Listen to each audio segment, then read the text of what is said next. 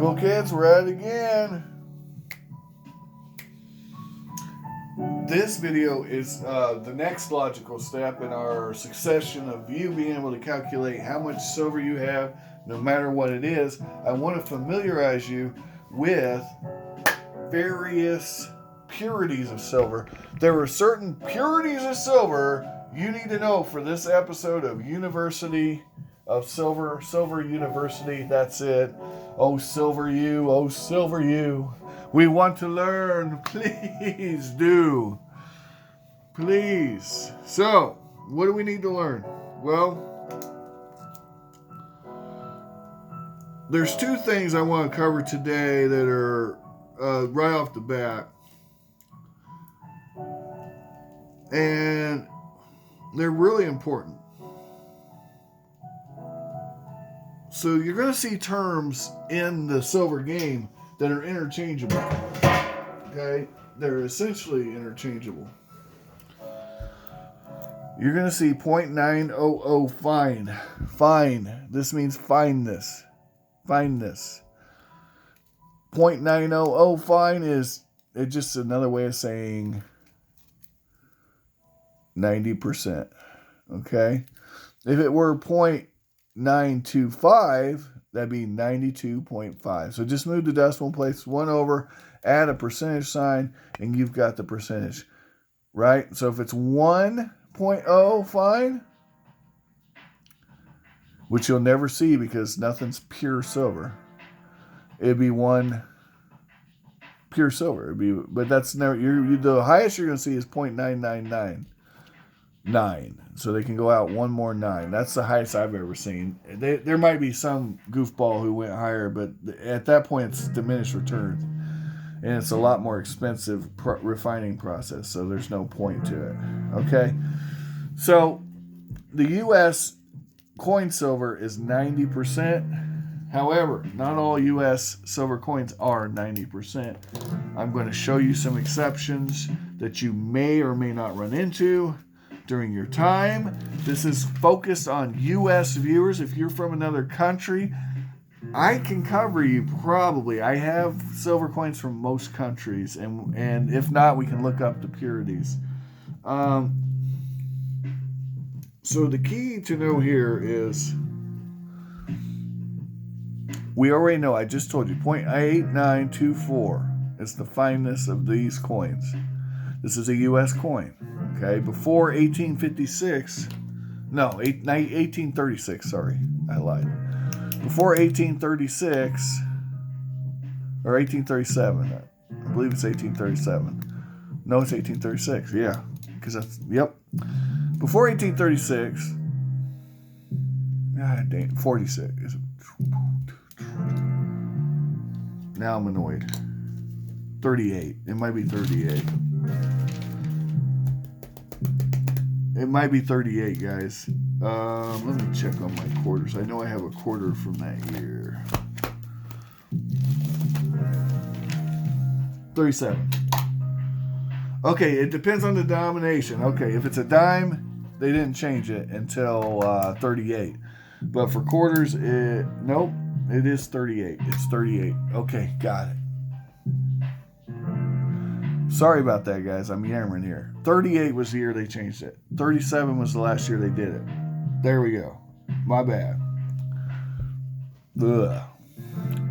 You're not going to run into any of these coins, odds are, but if you do, 1837 and back, it's 89% silver. 89.24, but you're just going to say 89% because no one cares about 200ths of an ounce or thousandths of an ounce. It doesn't matter. Or percentage, sorry. Purity. Your ASW is a little higher on these coins. It's 0.0775 instead of 0.7234. It's actually a fair bit higher. This coin actually has the same, if you had 10 of these, it'd have the same amount of silver as a silver dollar. That's the big difference. That's the big change they made. Okay. Now, the silver weight of dimes changed in 1856. And that was a big deal because it changed the way the relationship between the dime and the dollar worked. And the reason they did that, again, is because of the gold rush of 1849. All right. 90%, 89%. We've covered those two. And I'm not going to get into all the coins. You can look it up on Numista. I showed you how to do that. So go back to that video to see what the purity or fineness of a coin is. I'm not going to do that. But what I am going to show you is these are common purities, because when you're trying to figure out ASW, you have to know the purity. All right? This coin is 35% silver. It's a war nickel. So that's going to be an oddball that you need to know about. Okay? And the way to know is, again, Monticello, look for a letter. It's the only coin that has that. If you see a letter above Monticello, it's 35% silver. Now, the next type of coin you need to know about is 40%. Most of the 40% coins you'll run into are going to be half dollars. This is an Ike dollar. So these were only found in special sets. If it's from San Francisco, it could be silver. Check the edge. This one is silver. If there's copper on the edge, it's not silver. Just because it's from San Francisco does not mean it's silver. Okay? 40% is the other major purity you'll find in U.S. coins. All right? Commonly found. I'll show you a half and 40% so you can see one, so you know what I'm talking about. Okay? Real quick here. Those are 90%. I don't want those. I want the crap ones. Here we go. I don't have too many of these. I'm not a big 40% collector. This is what you're looking for. All right. $361 is what I paid for that. And if for fineness, that's what it would look like. 0.400 fine. Remember, remove a decimal point, you got the percentage. So 40% silver. And then our ASW on this is 0.1479. Now, if we were to calculate that, let's go ahead and calculate that. Right? So we need to know the weight of the coin. So we'd look it up on NGC or Numista. We'd multiply it times 0.4. Right? And then would that give us the grams? And then we'd plug that into our... we're going to do it real quick because you're going to plug it in to 31.01. And that's going to tell you how many troy ounces you got. Okay? If you're off by, a 100th, it doesn't matter. If you're off by a 10th, it matters.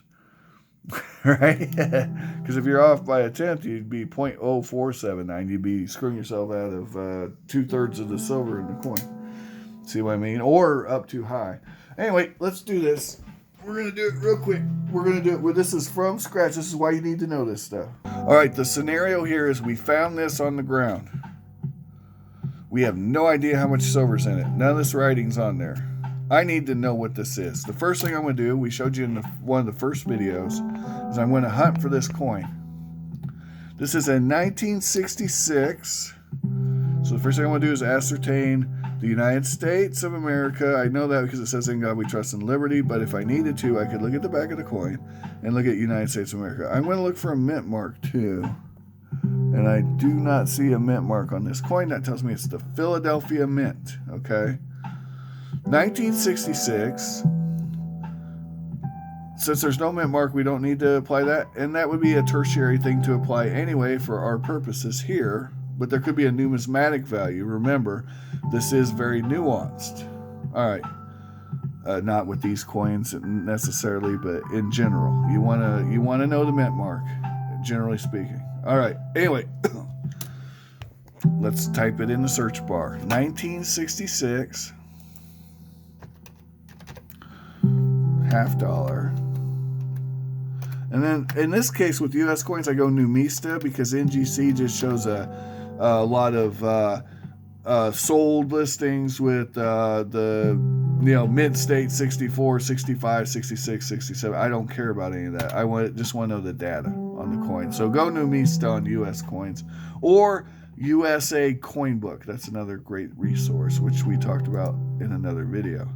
Now, right here, 11.5 grams at 40%. And it's all right here, guys, on your page. But we didn't have to go to the page. We could have caught it on the preview.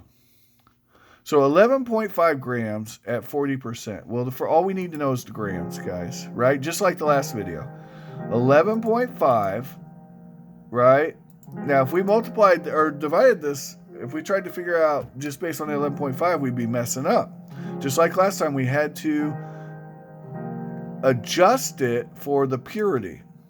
Here's the purity, 0.400. So we'll multiply by 0.4. We're not going to, it's not a significant integer, so we're not going to put 00 in there. But if you want to, it doesn't matter. It's not going to hurt anything. And you have 4.6 grams of pure silver. That's how much pure silver is in this coin. 4.6 grams, okay? Now, if silver is exactly $31.01 an ounce, this would be worth $4.60, right? Because it would be $1 a gram.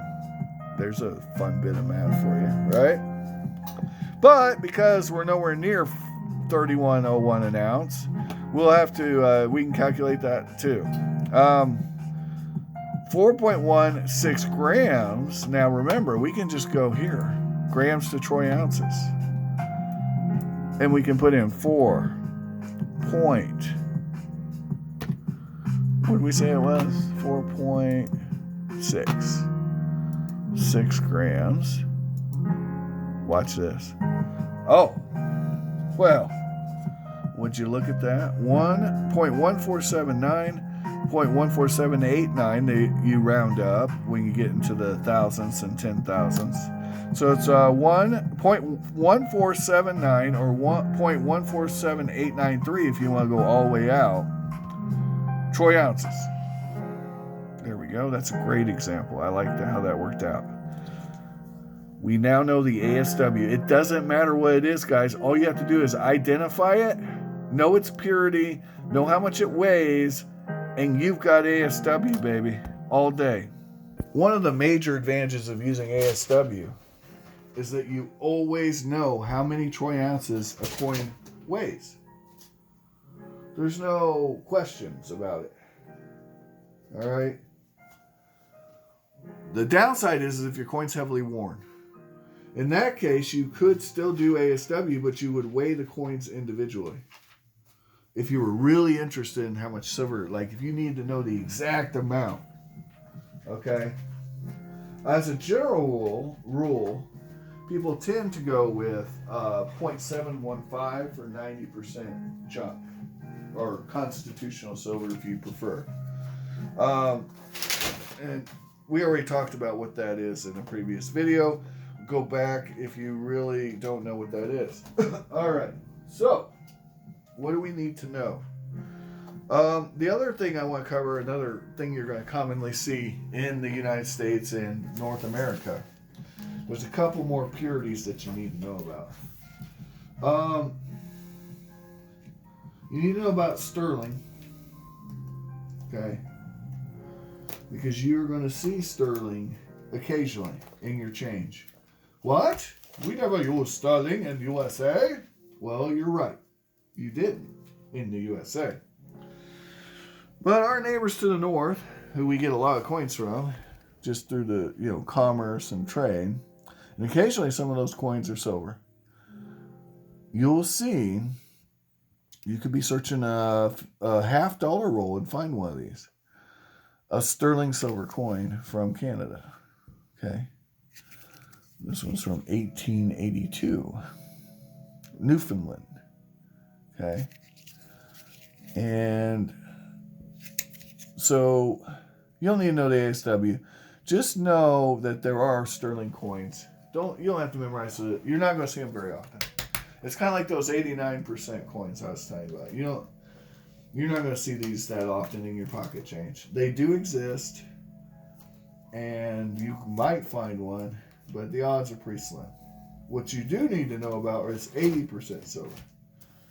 So here's an example of an 80% silver coin.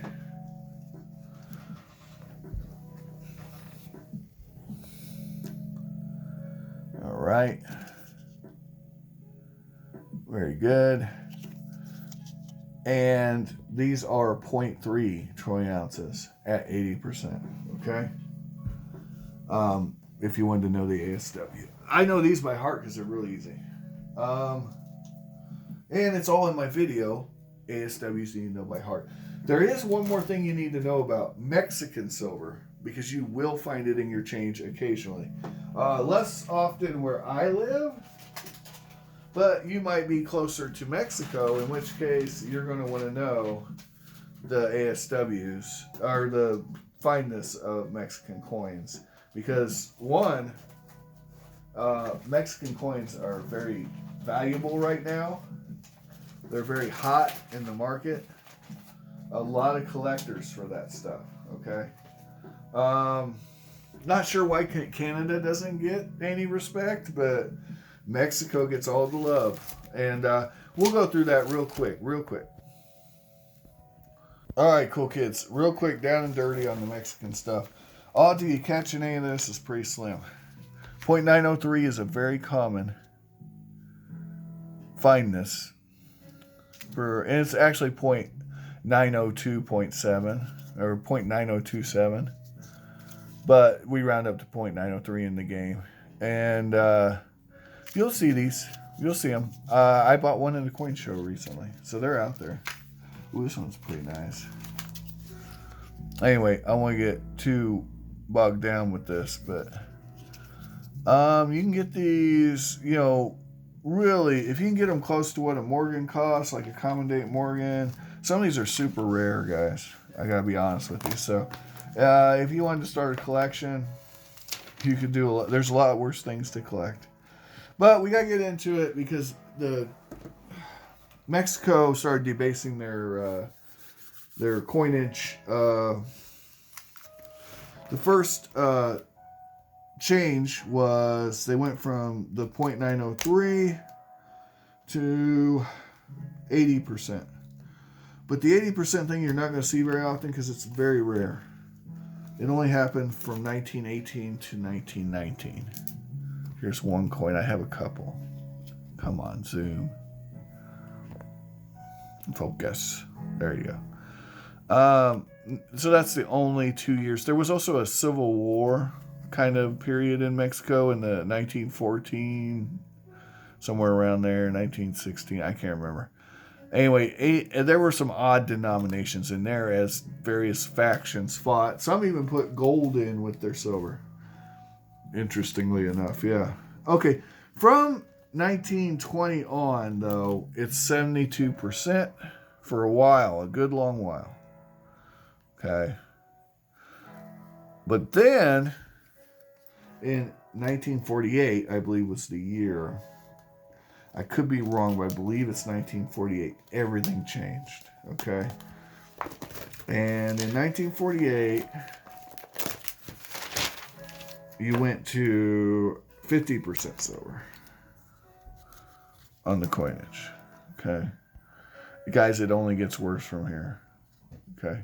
50%. You're not going to see much of that. They only did it for 2 years. 47 and 48. All right. Then you get into 30% silver. And they only did that for a very short time. 1 year, I think. Or it might have been, I don't think it was very long. It might have been 5 years. But I don't know. I don't think it was that long, guys. It was a very short period. Let me see. Then you go to 10% silver. And this stuff, guys, if you're paying over melt for this, I mean, they're cool. I get the cool factor. They are cool coins, man. But if you're paying over melt, don't do it. Don't pay over melt for these. They're 10% silver. And finally, there is a 5 peso coin that's 90%, which is kind of an oddball. There you go. Guys, we're over the 20-minute mark almost. Thanks for watching. Like, share, subscribe. Hope you find all the collectibles of your dreams while you're awake. If you don't blame me. And this has been an episode of Silver University. Bye-bye.